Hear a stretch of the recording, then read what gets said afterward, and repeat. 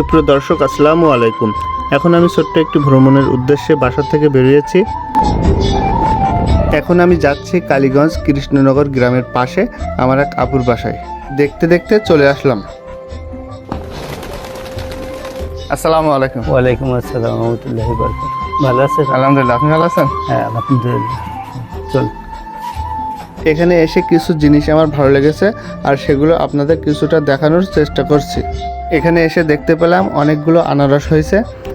আপনারা অনেকে যারা এই আনারস খান কিন্তু আনারস গাছ কখনো দেখেননি, এই আনারস কোথায় কিভাবে হয় সেগুলো জানেন না, তাদের কাছে এই ভিডিওটি আশা করি অনেক ভালো লাগবে।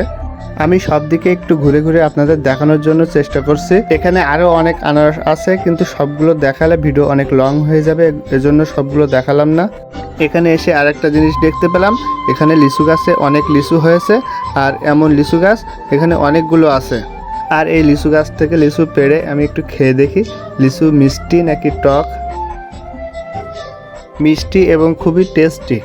আমাকে দেওয়ার জন্য দুলাভাই গাছ থেকে লিচু বড়ো এবং পাকা থেকে পারছে। অনেক পাখি লিচু গাছে এসে লিচু খেয়ে চলে যায়। লিচু গাছে যাতে পাখি না বসতে পারে এজন্য এই ঘন্টার ব্যবস্থা করা হয়েছে। আপু এবং দুলাভাই দুইজন খুবই অতিথিপরায়ণ, আমাদের খুবই ভালোবাসেন।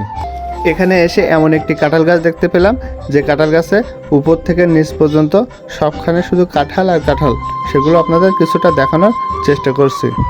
এখানে এসে আরও একটি জিনিস দেখতে পেলাম, পান গাছ। আর এই পান গাছে কচি কচি পান হয়েছে আর সেগুলো আপনাদেরও কিছুটা দেখানোর চেষ্টা করছি।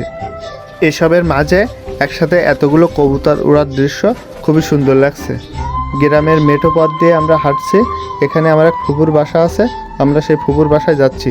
অবশেষে ফুপুদের বাসায় চলে এসেছি আর এখানে এসে দেখি বিল্ডিংয়ের কাজ চলছে আর এসবের কিছুটা আমার এই ভিডিওতে তুলে ধরেছি। আর এখানে এসে দেখি শুধু ফুল আর ফুল।